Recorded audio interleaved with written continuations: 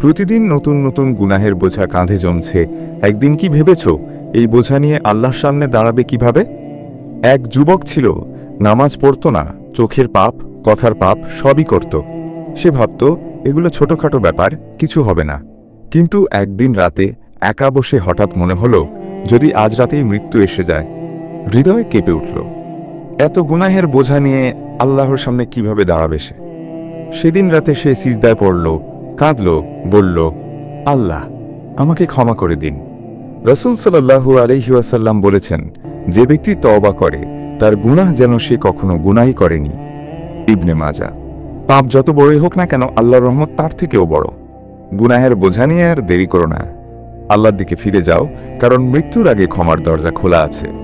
আজই শুরু করো তওবা। এমন হৃদয়ে ছুঁয়ে যাওয়া কথা পেতে চাইলে চ্যানেলটি সাবস্ক্রাইব করো, ভিডিওটি লাইক দাও এবং অন্যদের সাথে শেয়ার করো।